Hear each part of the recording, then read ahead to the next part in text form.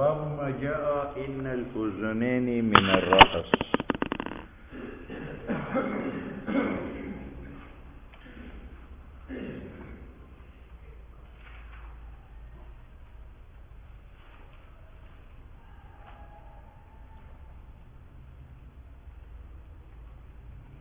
اچھا جی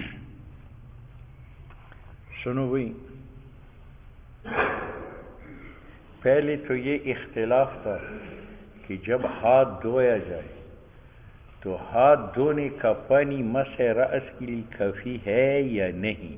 تو امام صاحب نے کہا تھا کہ کافی ہے، ماء جدید کی ضرورت نہیں ہے، اور ائمہ نے کہا تھا کہ کافی نہیں ہے بلکہ ماء جدید رأس مسح رأس کے لیے اٹھائے گا. یہ اختلاف گزر چکے. اب اس میں اختلاف ہے کہ جب مسح کرے گا تو ہاتھ کے ساتھ جو تری ہے وہ مسح اذنین کے لیے کافی ہے یا مسح اذنین کے لیے ماء جدید اٹھانا پڑے گا. ٹھیک ہے، وہاں مسح راس میں بات تھی اور یہاں مسح اذنین میں بات ہے کہ مسح راس سے جو بچا ہوا پانی ہے ہاتھوں پر اسی سے مسح کرے، یا یہ کہ مسح اذنین کے لیے جدید پانی اٹھا لے. امام صاحب کا مذہب یہ ہے اسی پانی سے، اس لیے تبلیغی بزرگ نقشہ یہ بناتے ہیں نا کہ یہ ادھر لے جاؤ، یہ بچاؤ، اور یہ ادھر لے آؤ اور یہ بچاؤ، اور پھر ٹھیک ہے نا. یہ امام صاحب کا مذہب ہے. اور امام شافعی تقریباً امام مالک اور امام احمد کا بھی یہی مذہب ہے.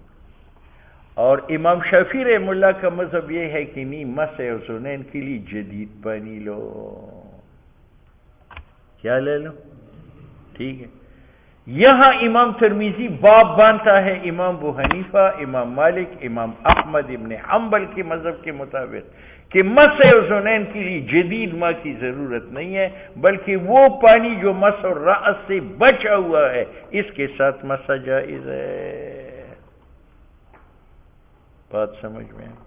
بس باقی کانوں کے ممسوح ہونے میں اتفاق ہے. داود ظاہری کے اختلاف پہلے گزر چکا ہے کہ یہ کس میں سے ہے، مغسولات میں سے. ایک مذہب یہ تھا کہ یہ چہرے کا تابع ہے، یہ مغسول ہے تو وہ بھی مغسول ہے، یہ سر کا تابع ہے وہ ممسوح ہے تو یہ بھی ممسوح ہے. یہ اختلاف پہلے گزر چکا ہے، ترمذی ضمناً ذکر کرے گا. یہاں اصل اختلاف اس میں ہے کہ مسح اذنین کے لیے ماء جدید کی ضرورت ہے یا نہیں ہے. تو امام مالک، امام ابو حنیفہ اور امام احمد ابن حنبل فرماتے کوئی ضرورت نہیں ہے، اور امام شافعی کہتے ہیں کہ ماء جدید کی ضرورت ہے. دیکھو باب امام مالک، امام احمد، امام ابو حنیفہ کے مذہب کی تائید کرتا ہے. باب ما جاء ان الاذنین من الراس، کہ اذنین راس سے ہے. تو یہ راس کا ایک حصہ ہوا، اور ہر حصے کے لیے ماء جدید کی ضرورت نہیں ہے، تو اذنین کے لیے بھی ماء جدید کی ضرورت نہیں.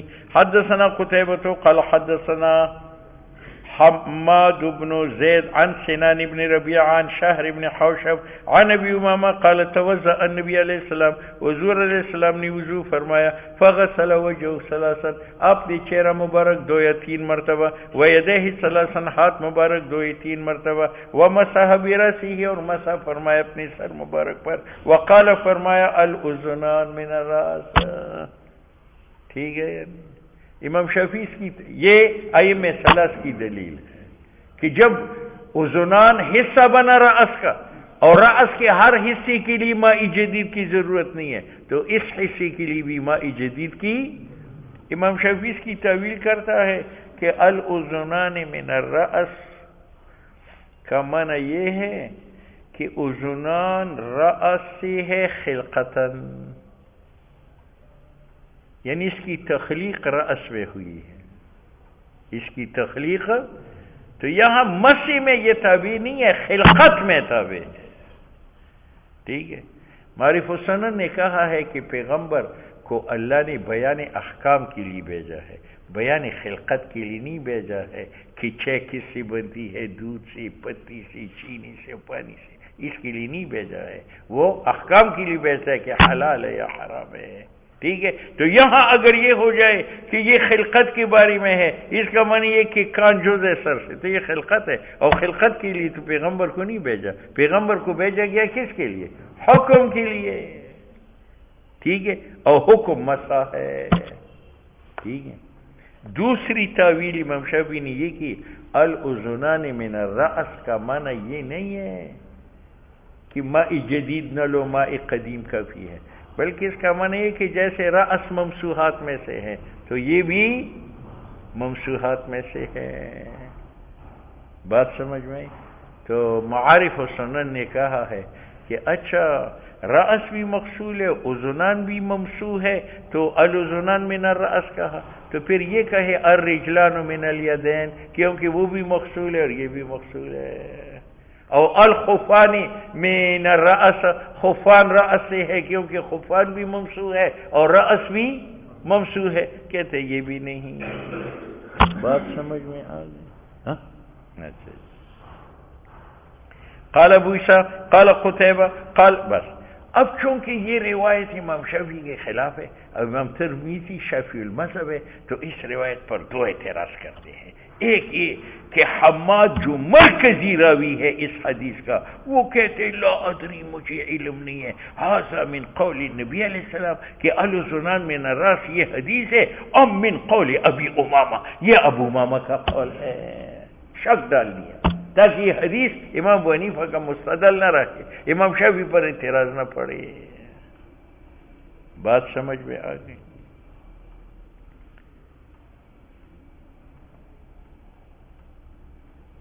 اس کا جواب معارف السنن نے دیا ہے کہ آپ نے کہا کہ پتہ نہیں الاذنان من الرأس پیغمبر کا قول ہے، پھر تو امام صاحب کی دلیل ہے، یا ابو امامہ کا قول ہے، پھر وہ دلیل نہیں. معارف السنن نے بیان فرمایا ہے کہ ائمہ اربعہ کا اتفاق ہے کہ جب صحابی ایک حکم غیر معقول بیان کرے، اگرچہ اس قول کی نسبت حضور کی طرف نہ کرے، لیکن وہ فی حکم المرفوع ہے، کیونکہ حکم شرعی کے بیان میں عقل کے لیے دخل نہیں ہے. اور یہ حکم الاذنان من الرأس یہ حکم شرعی ہے، تو اگر ابی امامہ کا بھی قول کیا جائے لیکن یہ مدرک بالعقل نہیں ہے، تو یہ محمول ہے کس کے اوپر؟ حدیث مرفوع پر. وفی الباب عن انس قال ابو عیسیٰ ھذا حدیث. بس دوسرا اعتراض کرتا ہے ابو عیسیٰ کہتے ہیں امام ترمذی لیس اسناد بذاک القائم، اس کا اسناد قائم نہیں ہے، اس کا اسناد قائم نہیں ہے. یہ دوسرا اعتراض ہے، لہذا حدیث قابل استدلال نہیں ہے. معارف السنن نے لکھا ہے کہ جس راوی کی وجہ سے امام ترمذی یہ دوسرا اعتراض کرتا ہے اس کا نام ابن حوشب ہے. کیا ہے؟ ابن حوشب. کہ وہ آدمی ضعیف ہے، تو یہ سند ضعیف ہے تو روایت ضعیف ہو گئی. معارف السنن نے کہا کہ امام ترمذی نے اسی ابن حوشب سے باب فضائل فاطمہ میں ایک حدیث نقل کی ہے، اور اس کو نقل کر کے کہا حدیث صحیح حسن، تو وہاں ابن حوشب کی حدیث کو صحیح قرار دیتا ہے، حالانکہ صحیح حدیث اس راوی کا ہے جو ثقہ ہو، حافظ ہو، عادل ہو، غیر معلل ہو، غیر شاذ ہو. تو وہاں اس کی حدیث کو صحیح کہنے اس بات کی دلیل ہے کہ ابن حوشب ثقہ بھی تھا، حافظ بھی تھا، غیر معلل بھی تھا، غیر شاذ بھی ہے، اور یہاں کہتے ابن حوشب کی وجہ سے یہ حدیث ضعیف ہے، لہذا یہ اعتراض بھی بیکار ہے.